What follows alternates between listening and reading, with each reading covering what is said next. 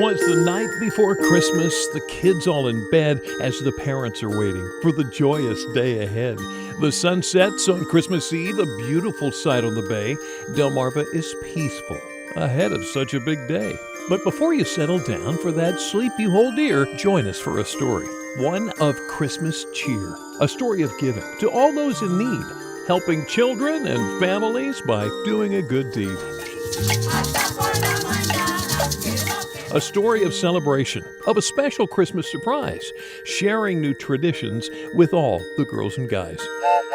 A story of excitement, like of children and their toys. And no, we don't mean just little girls and little boys. And finally, a story of travels where we find a lot of holly, an annual tradition that helps make the season jolly. So let us bring you to the place with the lights, a place for the holidays and some beautiful sights.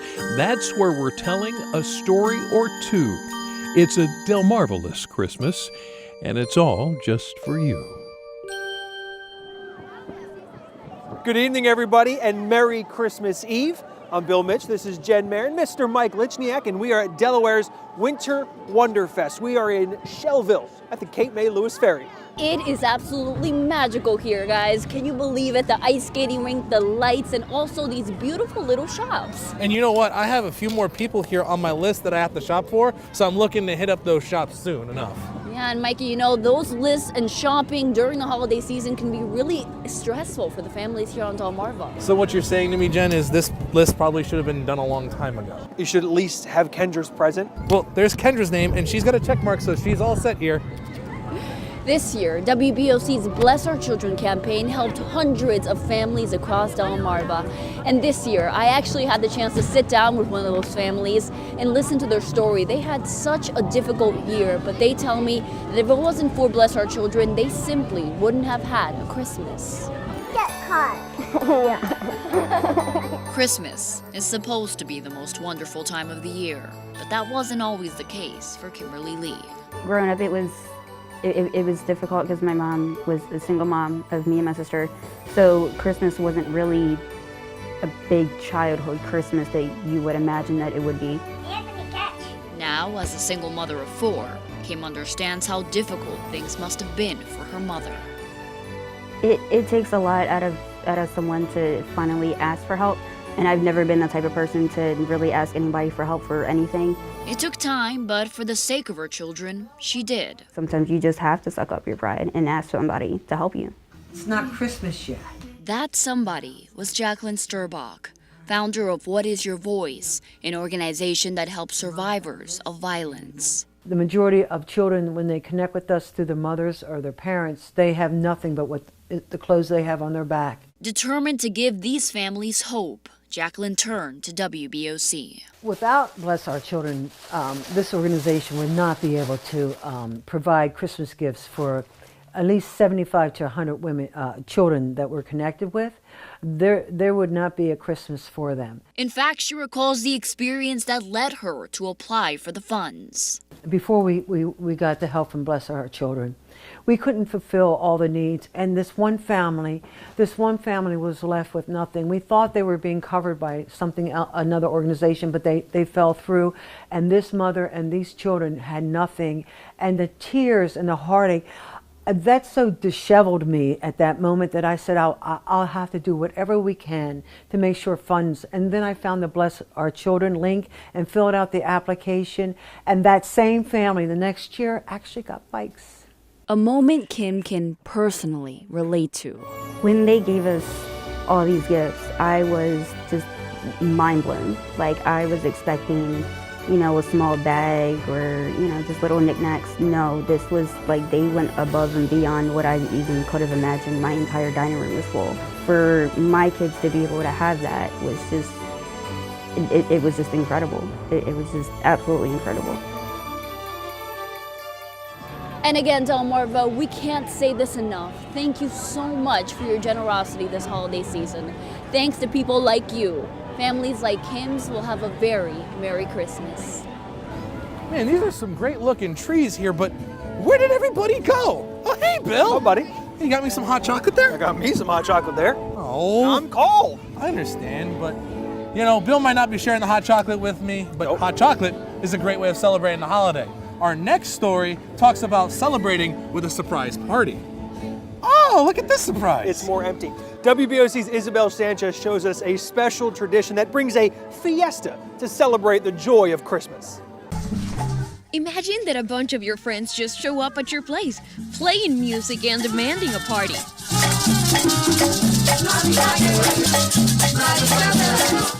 That's exactly what a parranda is, a Puerto Rican tradition that brings the joy of the season to the homes of many, with music, food, and the traditional Christmas drink, coquito. Ninguno de nosotros, ninguno. We can't sing, we can't really play the instruments, but we do have the spirit of Christmas. And that's what matters. It's like a big family who loves to party. Amaryllis Roldan Rodriguez has been calling Sussex County home for more than 2 decades. She started the party band La Trulla Mix with friends from all over Central and South America to bring the traditional Puerto Rican party to their homes here in America. But although the music and dancing are a must for the Hispanic community, the true meaning of Christmas goes beyond the party. This espíritu navideño, no es. She's our mother, and there wouldn't be Christmas without her. Early in December, the Hispanic community across Delmarva celebrates the Virgin of Guadalupe, a Mexican tradition that goes beyond cultures. It's not only part of the Mexican culture anymore. We have people from Ecuador, Guatemala, and many other countries taking part of the celebration. Salisbury and Seaford churches were filled with people dressed in traditional outfits, honoring the Virgin with dances and colorful altars. This is how we start our Advent celebration, honoring the Mother of God. Keeping the cheerful spirit, but always focus on the meaning behind the holiday. In Wicomico County, Isabel Sanchez, WBOC News, Salisbury. So fun fact, today is actually the day that most Hispanic families celebrate Christmas. December 25th is more of an eating leftovers and napping kind of day. Now that sounds like an us kind of day right there. Yep, that's you guys every day. She's not wrong. She isn't wrong. But you know what's cool is that Santa let us sit in his sleigh here. Yeah, and what are you doing? Oh, I'm going to preset his radio to 102.5 WBOC so that he can listen to the radio station the entire time he's up in the air. That's very kind of you. And while Santa is traveling and listening to the radio, Santa's going to see a lot of train sets. Some people put them under the tree. Other people like to go real big with their trains around Christmas time. So recently, we went upstairs at the Pocomoke River Canoe Company in Snow Hill because a group of friends likes to go real big with their trains at the holidays.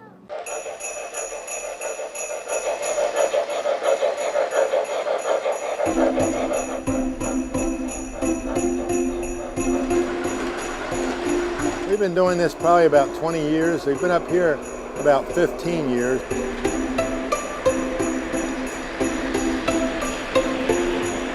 We started, half of what was here was the first part, and then several years later we added on the second part. So now it's as big as it probably will get to allow people to come up here, and we want people to be able to get up here.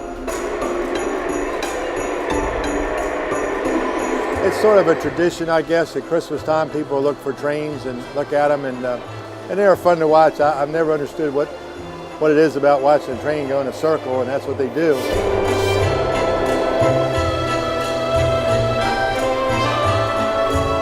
Well, I think the best part is watching the kids when they first come up and just, their eyes get really big and they just can't believe it. And as they walk around, they see more things going on that they didn't see the first time. And we have more buttons now you can push to make things happen, and that's sort of neat.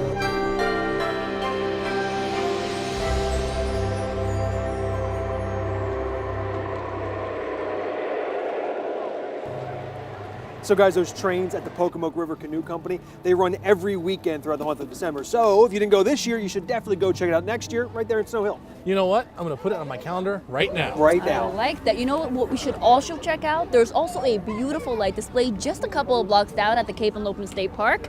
It's open all through December, and WBOC's Brooke Reed shows us what you can see on that 1.5 mile long ride.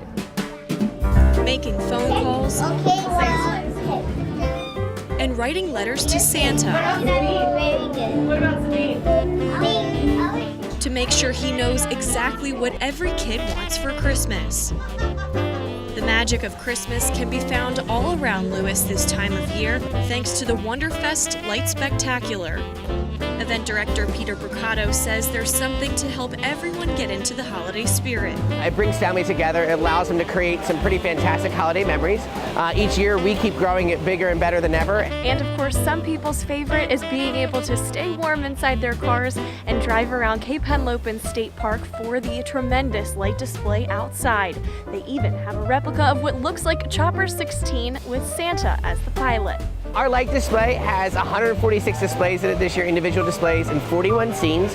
We actually change 80% of our show every year, so there's always plenty of new things to see and plenty of new displays. This year our new theme is Santa's Toy Shop, and we also have the Enchanted Garden scenes that take up a majority of our new displays.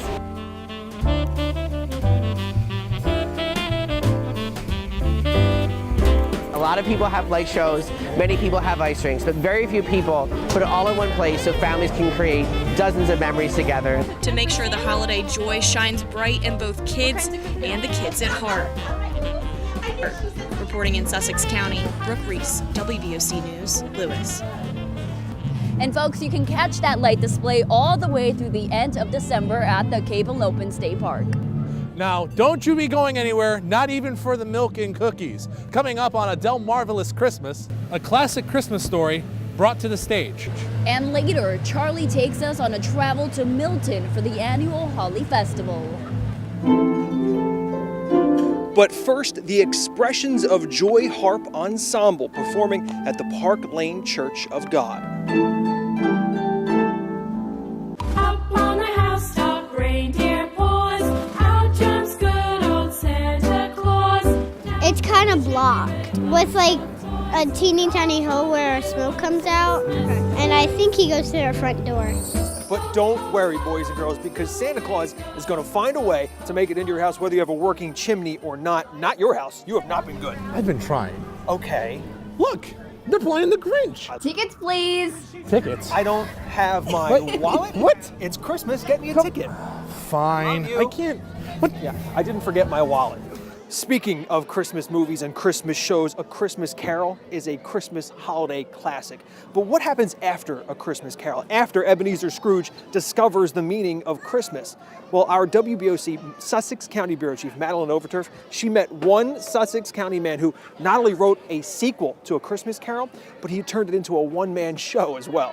In just 60 minutes, Paul Mast shows us what life was like for the famous Cratchit family. Using an array of costumes, voices, and endless humor, we are witness to a Cratchit family Christmas. We first met Paul Mast in 2016 when he wrote the book that inspired this play. He's taking the play to audiences across the first state, entertaining them and simultaneously healing himself. I'm struggling with some initial memory loss. I'm on medication for that, and this was a great form of therapy because I would memorize the chapter and then I would get up the next day and I would lose some things and I'd go back and I'd review it and I'd review it. It's had a hidden effect on me. Mast's Christmas Carol sequel begins just after Scrooge's funeral. It shows the Cratchits' evolution into philanthropists. Tiny Tim becomes a doctor, helping disfigured children just like he once was. As those in the audience are absorbed into Victorian England at Christmas time, Mast questions what they take away when they leave the theater. I've often wondered, do people go to the movies and watch a production of Christmas Carol or read it thinking, oh, I'm Scrooge. It's time. This is my Christmas. This is my turn to become a redeemed man, to live differently, to have good effects on others. Mast is performing 2 more times before the new year, but his play's message is eternal. Reporting in Sussex County, I'm Madeline Overturf, WBOC News, Rehoboth Beach. And guys, some of Mast's performers are actually going to be benefit shows for Willie Farms in Townsend. That's that farm that actually burned down earlier this year.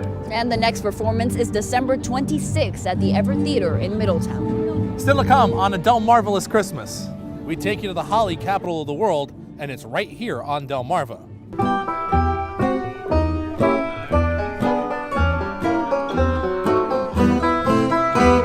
But first, some more beautiful Christmas music, this time from the Front Porch Orchestra in Easton.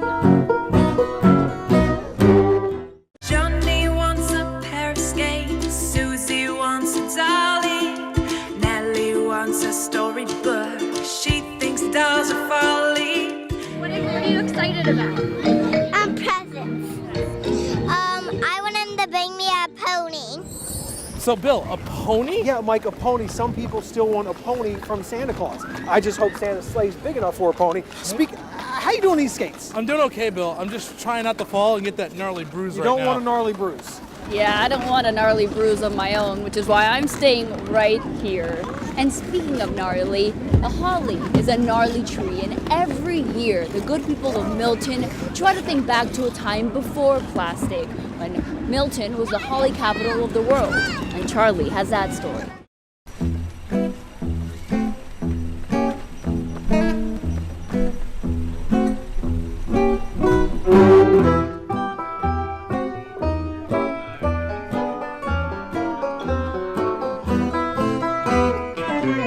The Front Porch Orchestra from Easton performed at the Milton Theater for the Milton Holly Festival this year. If you didn't go, it's just one of the many things you missed. Like, what was going on in the library? To create this new look in our children's room. So what do you think? Do you like it? Yes. My name is Shelley. This is my little cake shop. It's a cannoli. It's a cannoli cake. Did you decorate each and every room? Yes, we did. You have to have a special machine in order to crimp. Different people in Milton do different things for John. Somebody gave him a rake in the spring, and he gets a straw hat in the summer. I do it every year on his birthday. The Milton Holly Festival is a wonderful day.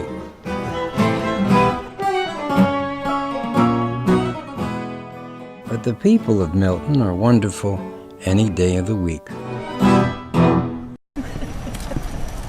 Charles Paparella, WBOC News. You know, guys, next year is a very important year because Miltonians will be celebrating the 30th Holly Festival, and it's going to be the holliest Holly Festival ever. That was well done. Thank you. Coming up, SkyCam 16 takes us on a journey through our very own Christmas villages. Some very special outside light displays from across Delmarva. But first, a bit of the last concert after 25 years. The beautiful sounds of this year's Magi Choral Festival.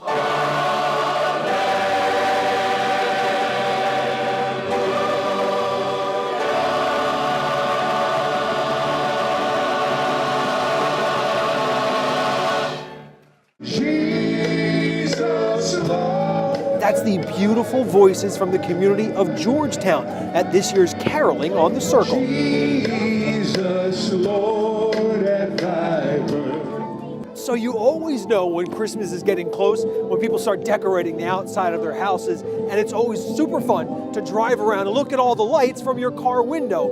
We wanted to take things one step further and get a look at some of the best Christmas light displays across Delmarva with the help of our eye in the sky, SkyCam 16.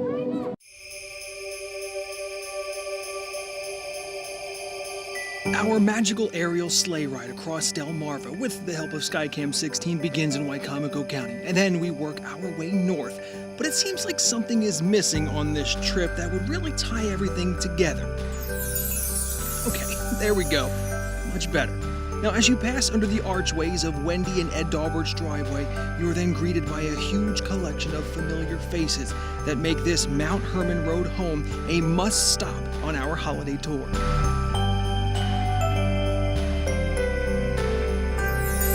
We're off to Pittsville on this cold night to the home of Mike and Marcia Newton.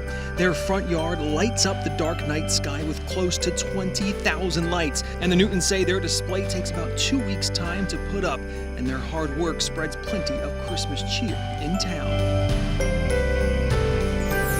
Our flight takes us next to Sussex County, Seaford to be exact, where this home on Old Furnace Road welcomes visitors onto the property for a drive-through Christmas experience.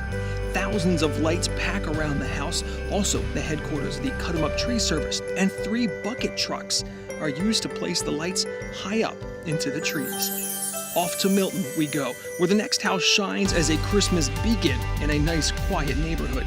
With more than 15,000 lights on their home, the Keller family wants to make sure Santa knows exactly where to land and drop off those gifts. And the Kellers say you can expect even more lights come next Christmas. And our final stop on the Skycam sleigh ride takes us to Lewis, where this home on Sandstone Drive sees plenty of visitors each and every night. Because the lights on the house twinkle and dance with the music of a radio station you can tune your car to as you slowly ride by. Mark Wasillo and Tom Negrand pay close attention to detail to ensure every decoration is in the right place and every light blinks at the right time. Even old St. Nick can be seen upstairs enjoying the show. While the peninsula may not be home to the North Pole, plenty of people are doing their part to make Santa feel right at home here on Delmarva.